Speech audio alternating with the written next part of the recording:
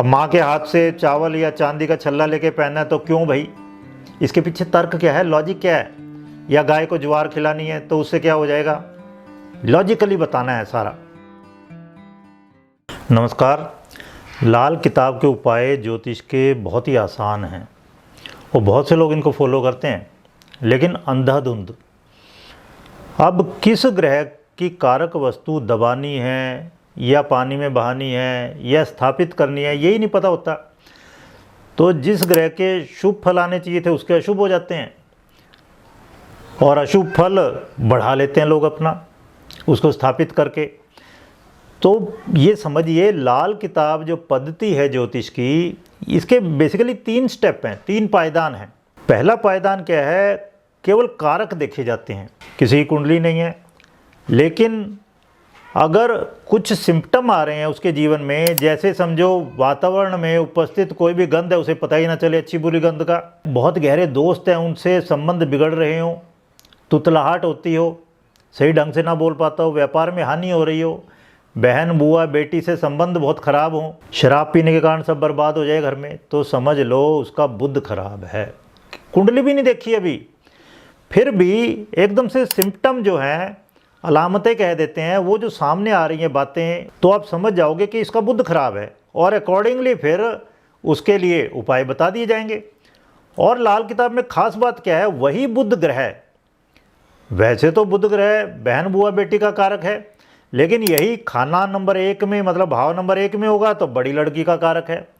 खाना नंबर 2 में बुध उस साली का कारक है जो कि अविवाहित है, जिसकी शादी नहीं हुई, और खाना नंबर 3 में यही बड़ी बहन का कारक हो जाता है। तो पहली चीज़ तो ये है कि केवल मात्र कारक उनको ध्यान में रख के, उनकी अलामतें, उनके सिम्टम ध्यान में रख के उपाय बता दिए जाते हैं। अब आपने थोड़ा और गहरे में जाना तो दूसरा स्टेप, लाल किताब कोई भी आप लेंगे, जिस तरह मेरे पास ये 40 साल पुरानी लाल किताब है जो हाथ से लिखी हुई है और कुछ हिस्सा इसका टाइप है, बल्कि हाथ से चित्र बना रखे हैं। बुध की कारक वस्तुएं, भोले भंडारी जी का चित्र है, ग्रहों के जो देवी देवता उनके चित्र हैं। तो इसमें क्या कहा है देखो, बृहस्पति अगर खाना नंबर 3 में है, इरिस्पेक्टिव ऑफ एनी राशि, मतलब राशि की बात ही नहीं की, अगर बृहस्पति खाना नंबर 3 में है तो क्या कहा, शेरों का प्रसिद्ध शिकारी होगा ये आदमी, मतलब बहुत ज़्यादा निडर गरजता शेर है अपने आप में, ये खानदानी गुरु है, बहुत हिम्मती आदमी होगा।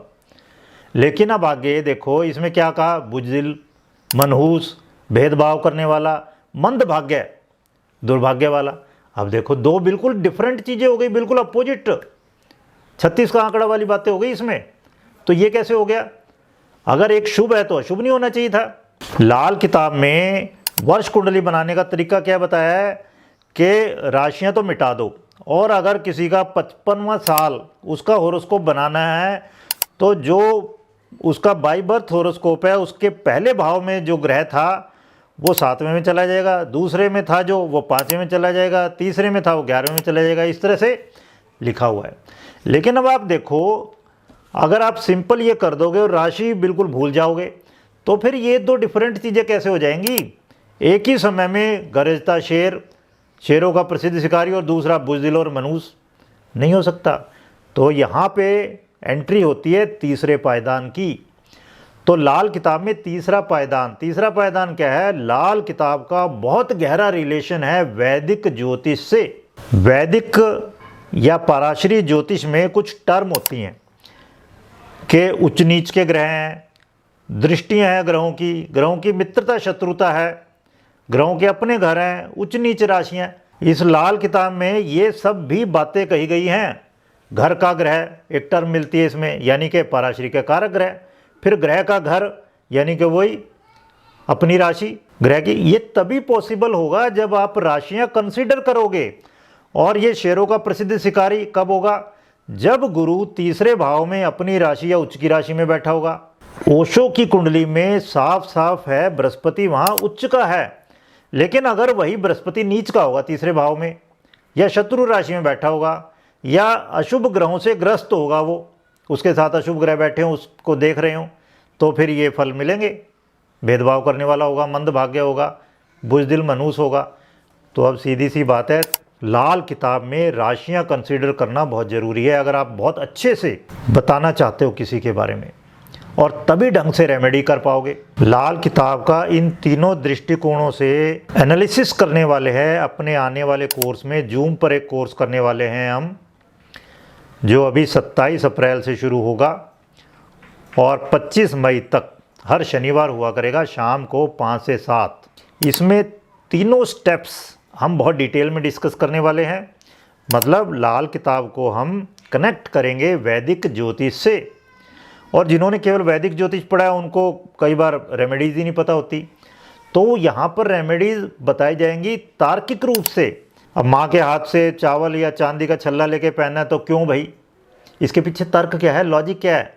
या गाय को ज्वार खिलानी है तो उससे क्या हो जाएगा, लॉजिकली बताना है सारा। तो ये हिंदी में भी होगा, इंग्लिश में भी होगा, और सारी इसकी रिकॉर्डिंग्स दे दी जाएंगी। शनिवार को शाम को 5 से 7 जूम पर तो होगा ही। अगर आप पर्सनली मिलना चाहते हैं हमसे तो संडे में हमारी क्लासेस होती हैं सेक्टर 63 नोएडा में। वहाँ पर एक वास्तु का कोर्स चल रहा है हमारा और एक पामिस्ट्री का कोर्स चल रहा है। आप वो कोर्स करना चाहते हैं वो कोर्स में भी एडमिशन ले सकते हो आप। अदरवाइज़ आपकी कोई क्वेरी है लाल किताब से रिलेटेड और पर्सनली मिलने के लिए आप संडे में वहाँ पर मिल सकते हैं हमसे। आप में से कोई भी, चाहे आपका कोई बैकग्राउंड ज्योतिष का हो या ना हो, अगर आप करना चाहते हैं, ये कोर्स इस तरह डिज़ाइन किया गया है कि हम बिल्कुल शुरुआत से आपको बताएंगे। 12 राशियां हैं, 12 भाव हैं, 9 ग्रह हैं, उनको बताते हुए उनकी दृष्टियां, उनके उच्च नीच की राशियां, वो सब बताते हुए आगे बढ़ेंगे। तो इसके बारे में कोई चिंता करने की ज़रूरत नहीं है कि आपने पहले कुछ नहीं पढ़ा हुआ ज्योतिष के बारे में, कोई टेंशन लेने की ज़रूरत नहीं है, हम बताएंगे यहाँ पर।